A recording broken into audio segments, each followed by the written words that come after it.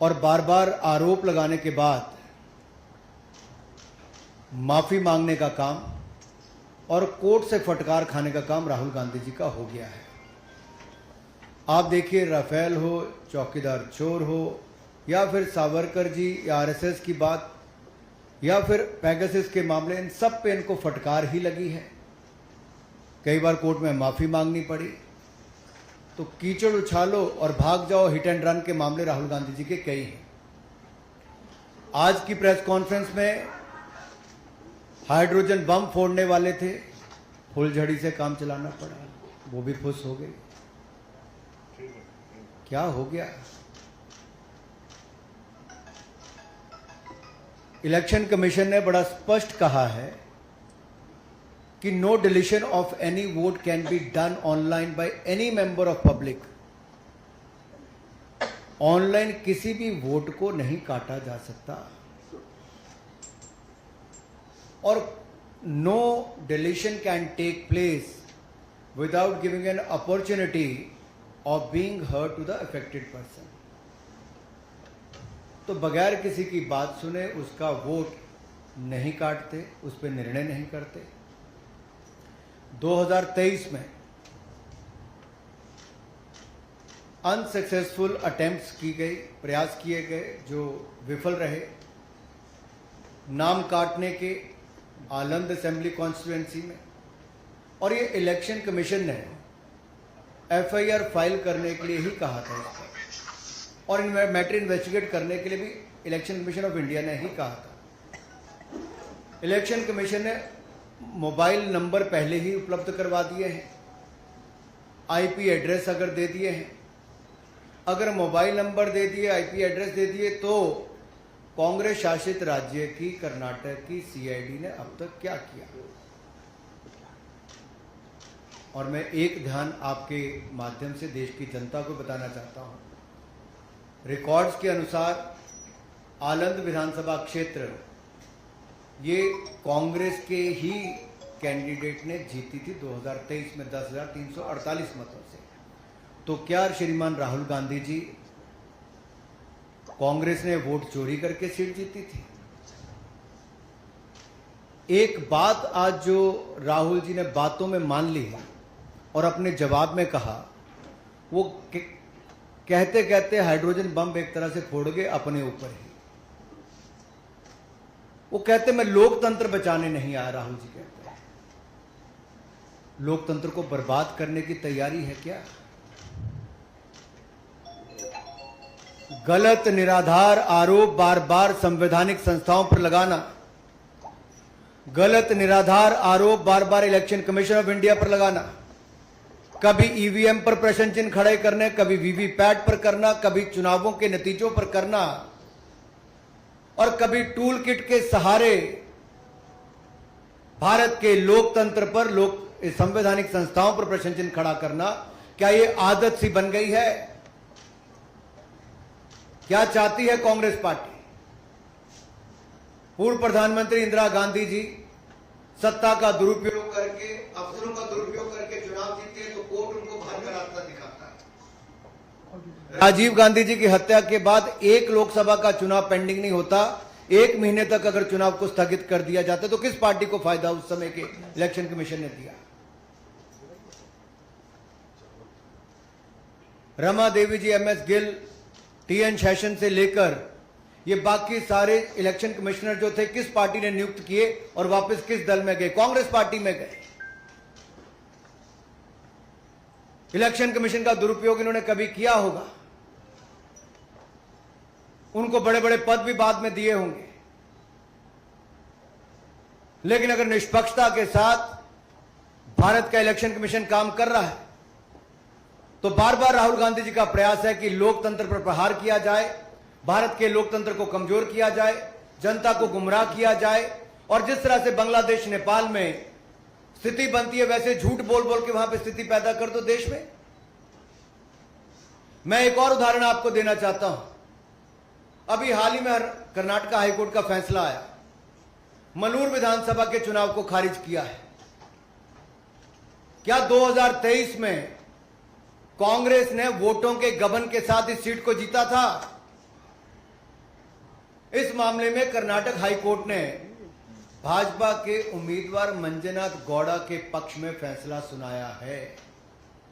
Court ने कहा, मलूर विधानसभा में मतगणना के दौरान गंभीर अनियमितताएं हुई।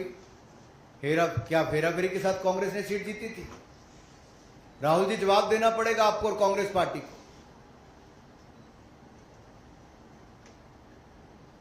और आपके इलेक्शन कमिश्नर के समय अगर मैं कहूं, सोनिया जी का नाम जब आया कि नवीन चावला जी की नियुक्ति उन्होंने कर दी, और उस समय के चीफ इलेक्शन कमिश्नर ने आरोप लगाकर कहा था, प्रेसिडेंट को लिख के कहा था कि क्लासिफाइड और सेंसिटिव इंफॉर्मेशन नवीन चावला लीक करते हैं।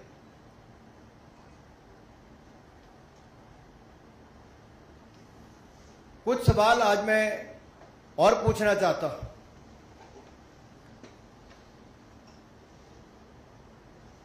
कि जब जब राहुल गांधी जी आरोप लगाया और उसके कोर्ट गए तो बार बार इनको मुंह की खानी पड़ी। आप सारे उदाहरण उठाकर देख लीजिए। कभी माफी मांगनी पड़ी तो कभी कोर्ट की लताड़ खानी पड़ी। तो क्या इसी डर से राहुल गांधी जी शपथ पत्र नहीं दे रहे हैं? आज मीडिया द्वारा बार बार पूछे जाने के बाद भी शपथ पत्र क्यों नहीं दे रहे? ये आए तो धमाका करने थे, लेकिन ड्रामा करके चले गए। धमाका इनके बस की बात नहीं, ड्रामा करने इनके बस की बात है।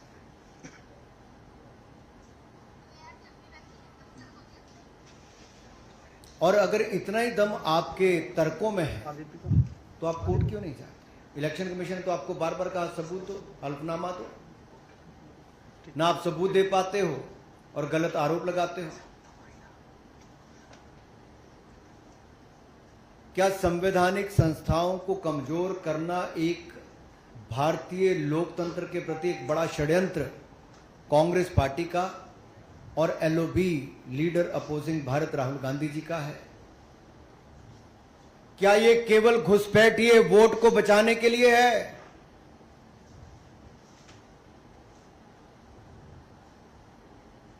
अपने हर तर्क में वो बात करते हैं एससी, एसटी, ओबीसी की, अल्पसंख्यक की, लेकिन उन्हीं के वोट की ताकत को कम करने का प्रयास राहुल गांधी जी और कांग्रेस पार्टी कर रहे हैं। क्या घुसपैठियों के वोट को बचाने के लिए infiltrator first politics is the sole agenda of mister Rahul Gandhi and Congress party? Is Congress trying to protect infiltrators and their voting rights? Rights तो है नहीं, लेकिन अधिकार दिलाना चाहते हैं। राहुल जी के बयानों ने बार बार बताया है कि वो घुसपैठियों के साथ है और देश के एससी, एसटी, ओबीसी, अल्पसंख्यकों के वोट को कम करना चाहते हैं।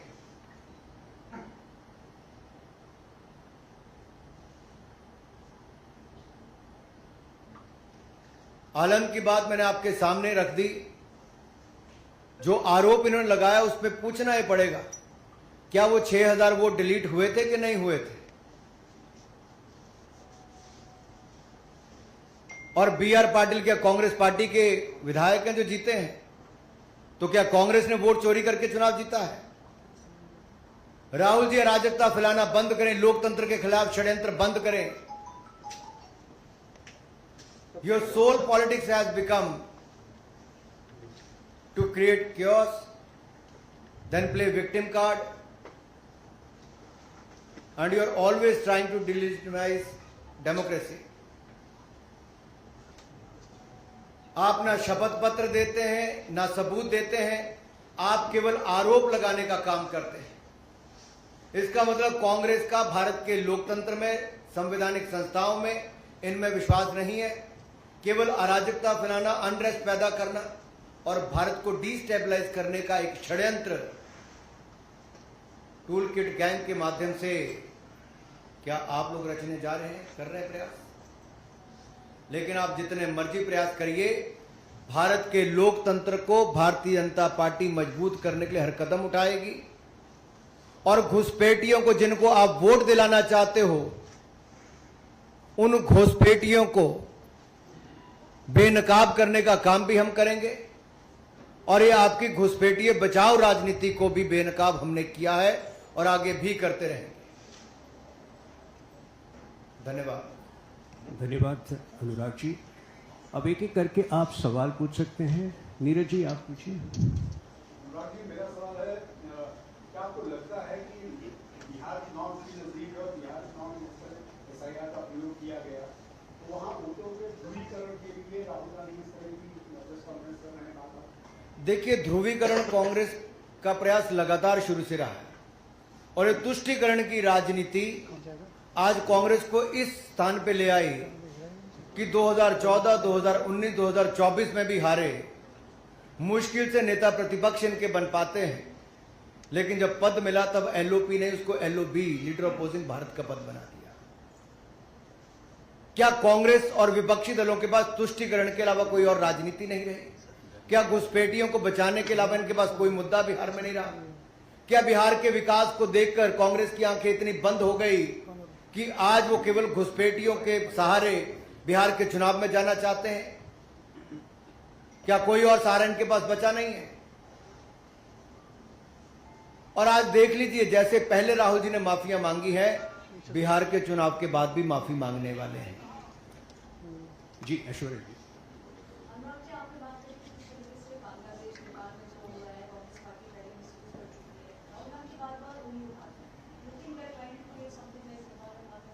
देखिए, शायद वो भूल गए कि बाबा साहब अंबेडकर, जिनको कांग्रेस पार्टी ने उस समय भी जिस तरह से जलील करके पार्टी से बाहर निकाला, चुनाव भी हरवाए, बाबा साहब अंबेडकर के दिए संविधान पर प्रश्न चिन्ह कांग्रेस पार्टी ने उठाकर बार बार संशोधन किए, उनको राजनीति से बाहर करने का रास्ता दिखाया।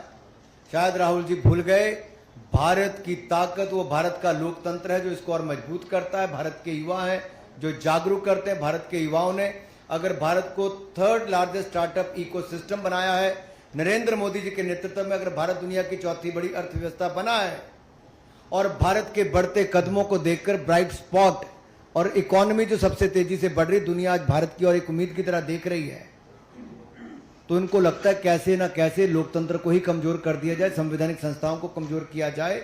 और जो ये सवाल और खुश होते हैं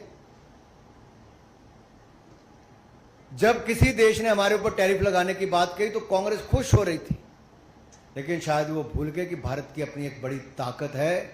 भारत झुकता नहीं, भारत अपनी ताकत के साथ खड़ा रहता है। तो आप चाहे भारत को गिराने का प्रयास करें, लोकतंत्र को शर्मसार करने का प्रयास करें, लोकतंत्र पर प्रहार करें, भारत का लोकतंत्र कमजोर नहीं होगा, चाहे कांग्रेस जितना मर्जी प्रयास कर ले, चाहे घुसपैठियों के दम पे ही क्यों ना कर ले।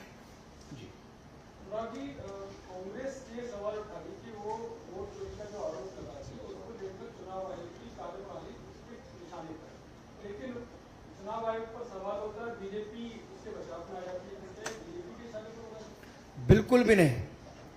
हमने बड़ा स्पष्ट करके कहा कि अगर जनता द्वारा बार बार नकारे जाने पर 90 बार जिनके नेतृत्व में कांग्रेस पार्टी चुनाव हार गई, वो आज भी ये मानने के लिए तैयार नहीं कि जनता ने उनको चुनाव हरवाया है और उल्टा वो लोकतंत्र और संवैधानिक संस्थाओं पर प्रश्न चिन्ह खड़ा करते हैं, तो इसमें बहुत बड़ी दिक्कत है।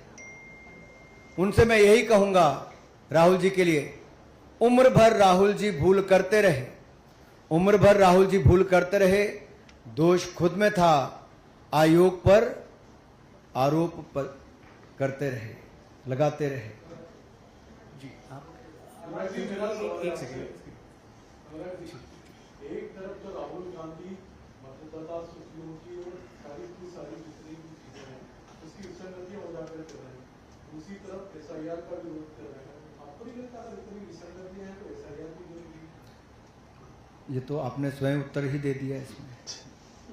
तो क्या राहुल जी जब 2 बार चुनाव जीते, 2 जगह से जीते ना, पिछली बार, उससे पिछली बार 1 सीट से हार गए थे, 1 से जीते थे, इस बार 2 सीट से जीत गए। तो जब जीतते हैं तब उनको कुछ नजर नहीं आता है, तब वो EVM भूल जाते हैं, VVPAT भूल जाते हैं, वोट चोरी के आरोप भूल जाते हैं, तब जीत उनकी है। अगर हार जाए तो इलेक्शन कमीशन दोषी है। जी हाँ, और एसआईआर से किसका भला होगा? जो जेन्युइन वोटर है, चाहे वो किसी भी जात, किसी भी धर्म, किसी भी क्षेत्र से आता होगा, जिसका वोट का अधिकार है, उसको वोट मिलता है, तो यहां गरीब और अमीर, किसी भी जाति, किसी भी धर्म के व्यक्ति का एक समान अधिकार है। लेकिन अगर आप देश से बाहर से जो घुसपैठ करके आए हैं, अगर राहुल गांधी जी विपक्ष के साथ मिलकर उनका वोट बनाते हैं, तो भारतीय वोटर के वोट का नुकसान करने का प्रयास करते हैं। तो देश को यह देखना है राहुल गांधी जी घुसपैठियों के साथ क्यों खड़े हैं। राहुल गांधी जी देश को जवाब दें, घुसपैठियों के साथ इनका क्या नाता है। राहुल गांधी जी देश को जवाब दें कि भारतीय लोकतंत्र के ऊपर बार बार प्रहार क्यों करते हैं। राहुल गांधी देश को जवाब दें कि इलेक्शन कमीशन को बार बार बदनाम करने का काम क्यों करते हैं।